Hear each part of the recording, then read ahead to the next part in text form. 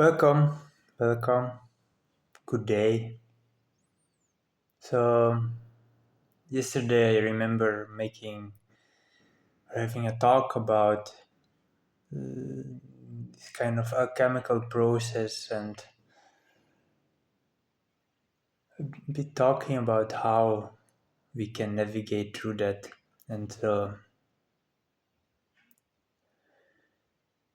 very interestingly, how a couple hours later I actually found myself into quite intense experience. And then I could apply a whole lot of things and really embody, I guess, also things I was talking about. And so I want to share a bit about this experience. So what actually happened was making some food from my garden, picking the beans. Interestingly enough, also already that while I was picking the beans, I was actually thinking about a connection or a dynamic between truth and love. Certainly something I want to reflect on as well.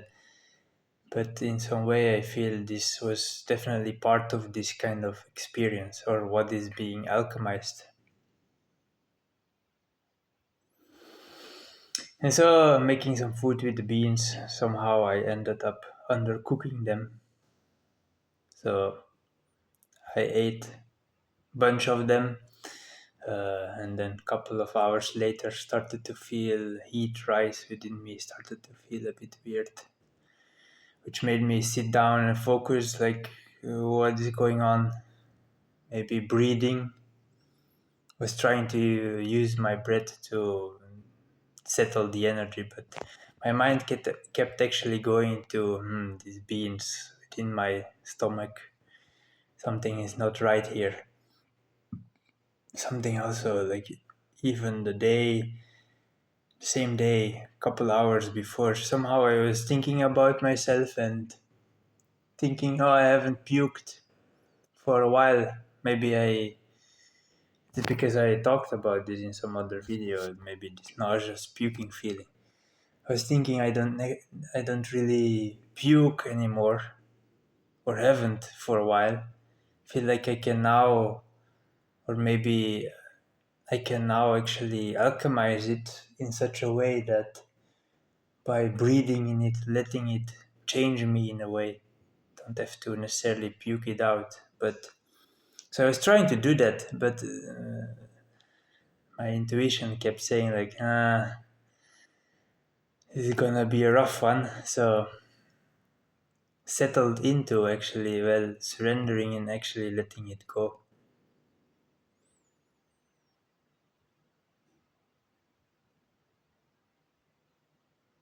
which I felt, I guess, when I made my way with intention to the toilet. Then it was the release in this way, or it came out pretty easily. But so then I feel this is a lot more than just a normal food poisoning or something like that. um,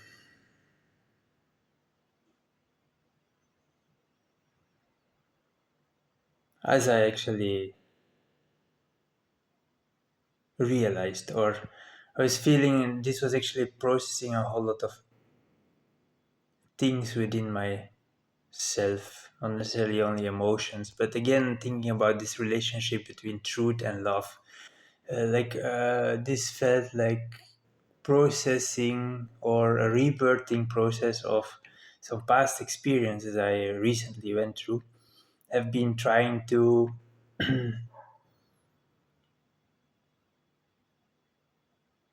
metabolize, but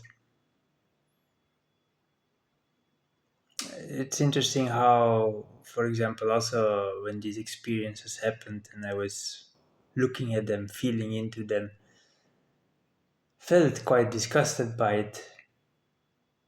Um, giving me sometimes a bit nauseous feeling, maybe like wanting to puke actually. And I was thinking about this earlier today as well, like why do we actually even feel disgusted by something, whatever we're an experience or something we're observing. And there I feel often it is actually coming from or connected with our own image we have of something or the way it should be. Often there the ego attaches, maybe identifies with such an image, expectations. I feel there the connection between truth and love is very interesting. We're thinking about that, how when we love something or someone, we often love the image we have. It makes me think about falling in love with someone. Often I would say this is a bit like falling in love with the image we have of someone. And that image is not necessarily the full real them. And then I would say the process of growing into real love, letting that reveal itself over time, is a process of letting that image change, letting them reveal their true self, and us, our image of them changes through that.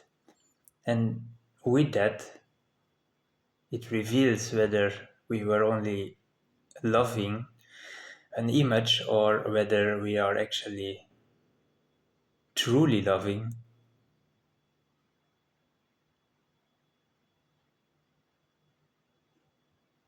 her for her being, or him, but it is her in my case, I guess. Either way, then there also the component of the introspection, where we can realize a whole lot about our own selves, of why do we actually see this image, why are we attached to this image.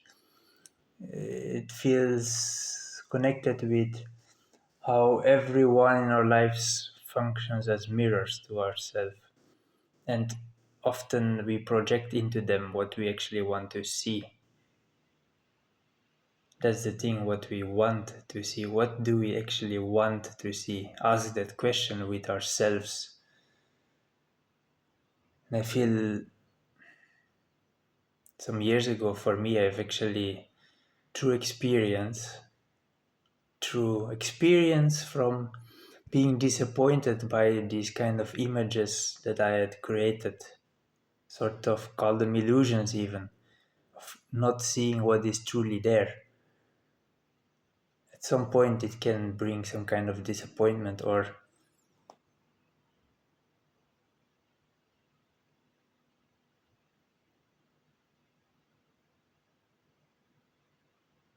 feel betrayed by it, but truly also perhaps it is us who was projecting an image that is a false image, and that has not necessarily something to do with them. So they're not necessarily responsible for that, whatever you are feeling. But so that created a shift within me of, I want to see the real truth, or at least aim for that, because then I feel much clearer in seeing what is going on, and from there not necessarily making any false expectations or then being disappointed, all that sort of a drama falls away in my own experience the more I find myself living in that real truth, closer to that real truth. It is now much more like you just see who is who, and you don't necessarily have to accept. Well, that's also something. You don't necessarily have to expect them to be different or something like that. There is. I was already talking about this, but accepting them for who they are, truly. It feels like that is also then, well, that is only capable when we see them who they truly are, also ourselves. Feel that is actually necessary to be able to see others, to clean out that kind of, or purify our own projections,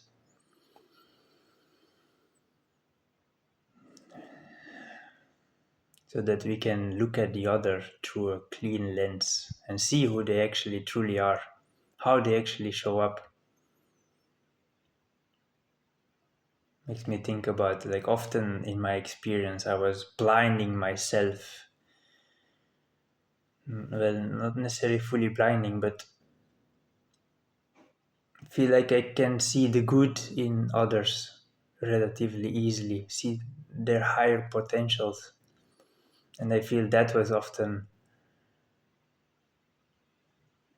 blinding me in a way, like I wanted them to be that or something. And then that was actually coming from me, where I see, for me, it is a whole lot easier to love them in that image of their that potential I see. It is easier for me to love that image. I think this is interesting how it often works.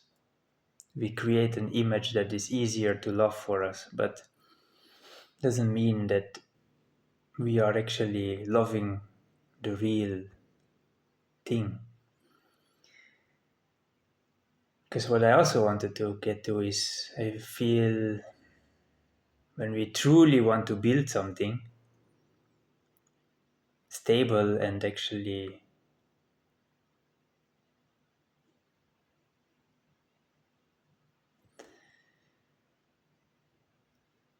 there is a difference when we build on these kind of images that we, our own projections that we have created. That feels often like building some kind of, I think a lot of people build marriages on this as well. I've seen it a lot, I guess, in love relationships or whatever, but people enter a relationship with sort of images, expectations, maybe an image of what that life would be like together. So they enter it, they start building, but at some time I think a lot of people then realize, or it's like reality starts to catch up with them, and whether they are even conscious of this, that they actually created a false image or projected some kind of image, that's also interesting, because they may unconsciously start to be angry at their partner for not living up to that image. Things have this certainly also have done such things with people, or like it creates tension when they're not living up to that image that you hold in your being, in your ego, I guess, often. And then we say we love.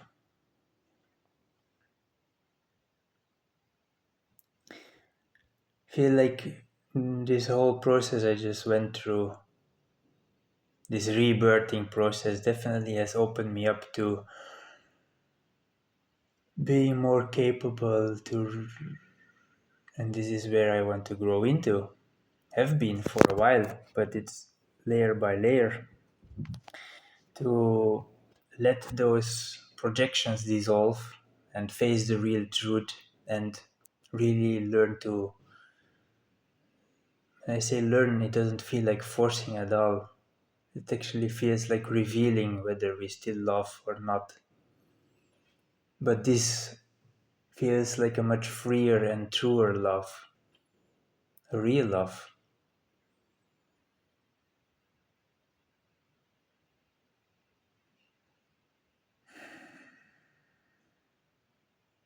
Makes me think again a bit about well, the process of yesterday. I have been had to empty out completely my stomach and then later on my guts, which in a way also felt very cleansing.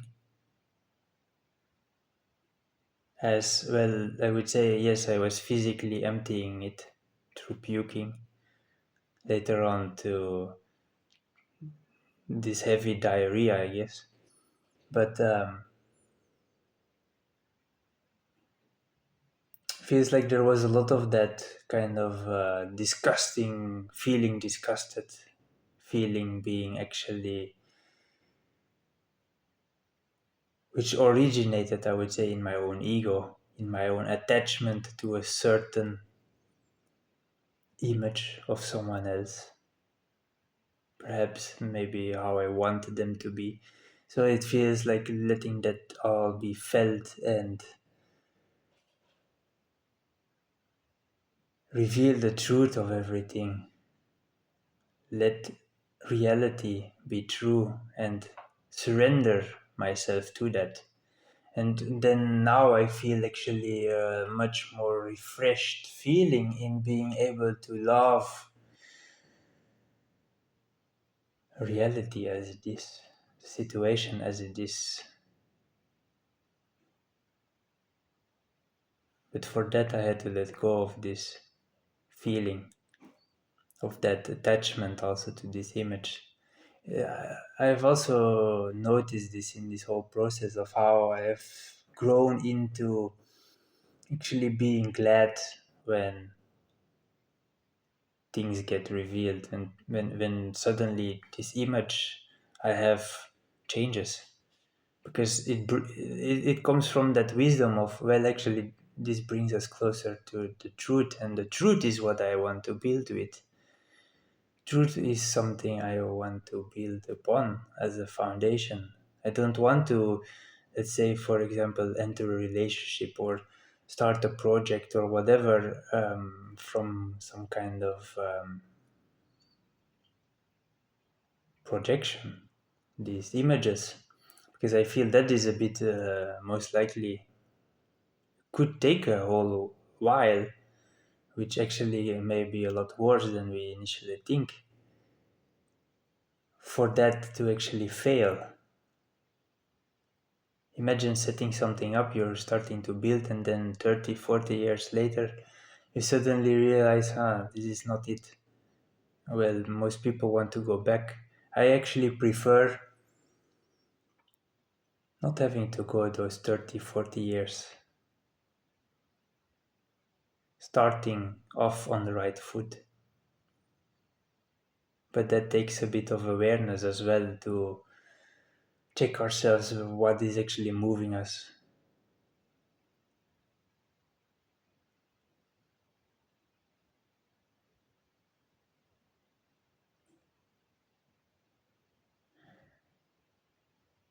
It's interesting to reflect on this.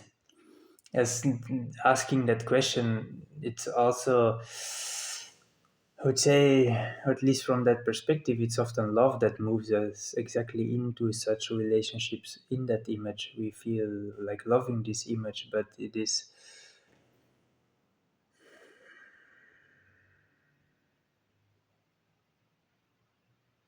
different than what I'm describing and how I want to move, build. I think the essence is also there, really. Consciousness, a state of self-love, self-loving. So because that makes us more stable to not go and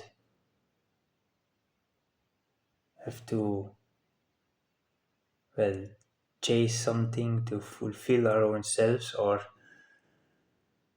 go looking for it elsewhere, because in a way all loving relationships are still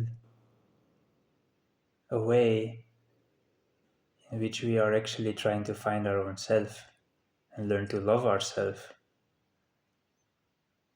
or learn to that's what I see, or in this thing of trying to fill that gap within ourselves. We all try to be whole, is what I'm trying to say, and whole just comes with also loving our own self.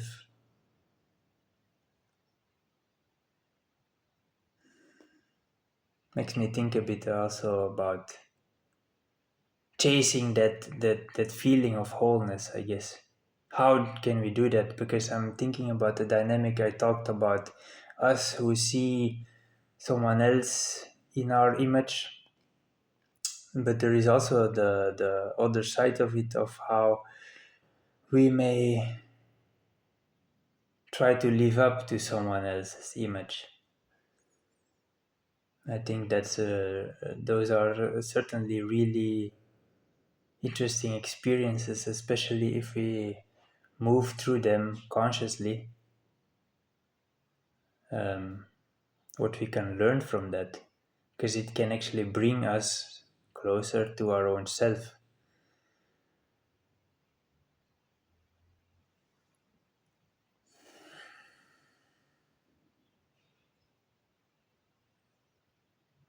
Like, if we all want to be loved, I guess, as well, but perhaps the ultimate form is to be wholly ourselves and be wholly loved in that. Feel that is where I want to, or how I want to live. But the only way to go there is to become wholly myself and love it. Because I was thinking about, when we try to live up to someone else's image, we often do that so that we can receive that love. But the thing is, they're not loving us, they're loving the image of us.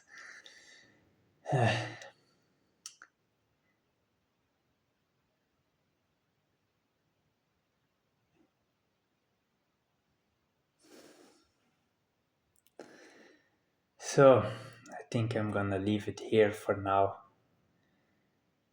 Also, take all of this in a bit. It still feel quite fresh now, but I'm still recovering a bit. So, have a good one.